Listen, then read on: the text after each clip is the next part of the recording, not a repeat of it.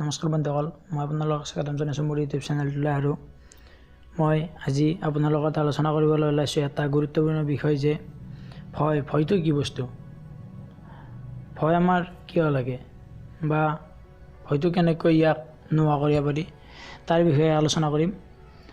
তাৰ আগতে আমি জানি ল'ব লাগিব যে ভয় কি।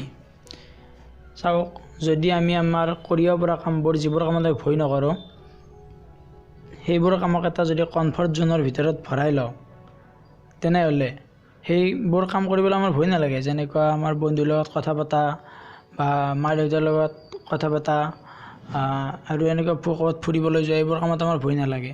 কিন্তু যদি ষ্টেজত উঠি যাই কিনে দুই এষাৰ ভাষণ দিব দিয়া হয় তেনেহ'লে আমাৰ হাত ভৰি কঁপিব ধৰে। তেনেহ'লে আমি কি বুজিলোঁ যে আমাৰ যিটো ষ্টেজত উঠি কিনে ভাষণ দিয়াৰ কাম, সেই কামটো আমাৰ কমফৰ্ট জোনৰ বাহিৰত, অৰ্থাৎ সেইটো কাম কৰিবলৈ আমি কমফৰ্ট নহয়। সেয়ে আমি ভয়টো নোহোৱা কৰিবলৈ হ'লে আমি কি কৰিব লাগিব? আমাৰ কমফৰ্ট জোনটো ডাঙৰ কৰিব লাগিব, তেতিয়া আমাৰ ভয়টো অট'মেটিক নোহোৱা হৈ যাব। এতিয়া কথা হ'ল, আমি আমাৰ কমফৰ্ট জোনটো ডাঙৰ কৰিম কেনেকৈ? আমি এটা উদাহৰণেৰে এইটো কথা বুজিলে হওক যে আমি যেতিয়া প্ৰথম সাঁতুৰিবলৈ শিকিছিলোঁ তেতিয়া আমাৰ কেনে হৈছিল যে আমাৰ পানীত নামিবলৈও ভয় লাগিছিল বা আমাৰ পানী খোৱা যাব, নাকে মুখে পানী সোমাই যাব, সেইটো আমাৰ ভয় লাগিছিল। কিন্তু যেতিয়া লাহে লাহে আমি চেষ্টা কৰি বা অলপ ৰিস্ক লৈ সাঁতুৰিবলৈ পাৰিলোঁ, যেতিয়া আমি খুব ভালদৰে সাঁতুৰিব জানো এতিয়া ধৰা হ'ল, তেতিয়াতো আমাৰ অলপো ভয় নালাগে, আমি জাপ মাত দি সাঁতুৰি যাই শিকিব পাৰোঁ। তাৰ পৰা আমি কি শিকিলোঁ যে আমাৰ কমফৰ্ট জোনটো ডাঙৰ কৰিবলৈ হ'লে আমি ৰিস্ক ল'ব লাগিব।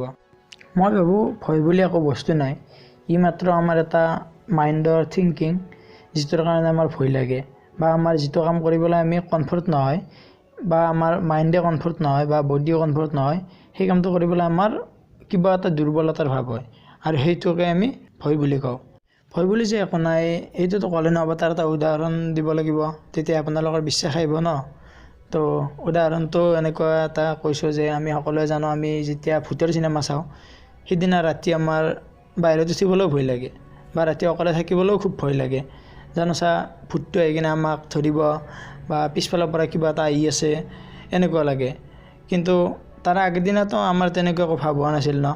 তাৰ পৰা আমি কি শিকিলোঁ? আমাৰ ভয়টো ক'ৰ পৰা আহিল? আমি চিনেমাখন চোৱাৰ পৰা ভূতৰ যিটো কনচেপ্ট, সেই কনচেপ্ট আমাৰ মাইণ্ডত বহি গৈছে আৰু সেই যিটো কনচেপ্ট আমাৰ মাইণ্ডত ভূতৰ কনচেপ্ট থাকে, সেই কনচেপ্টটোৰ বাবে আমাৰ ৰাতি ভালদৰে শান্তিত টোপনি মাৰিব নোৱাৰোঁ বা বাহিৰতো যাব নোৱাৰা হৈ যাওঁ।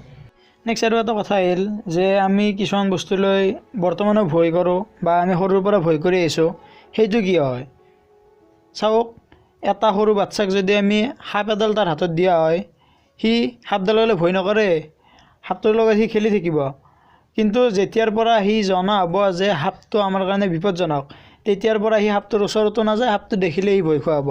ইয়াৰ পৰা কি বুজিলোঁ? আমাৰ পেৰেণ্টছ বা আমাতকৈ যিবোৰ ডাঙৰ মানুহ আছে তেখেতসকলে আমাক সৰুৰ পৰা কি কৰিছে? ভয়টো আমাৰ মনত বহুৱাই দিছে। আৰু এই ভয়টো ইমানে ভয়ানক যে এই ভয়ৰ বাবে কিছুমান মানুহে কিবা এটা কাম কৰিব জানিও অকৃতকাৰ্য হ'ব বা আনে কিবা বেয়াকৈ ক'ব, সেইটো ভাবি কিনে তেওঁ কামটো কৰিব নোৱাৰে। তেনেহ'লে তেওঁ কেনেকৈ ছাকচেছ হ'ব? সেয়ে বন্ধুসকল, এনেকুৱা কামবোৰত ভয় নকৰিব। ভয়ক এক চাইডকৈ থৈ নিজৰ কামবোৰ কমফৰ্ট জোনৰ ভিতৰত লৈ সকলো কাম কৰি যাওক, এদিন ছাকচেছ হ'ব পাৰিবই। ধন্যবাদ।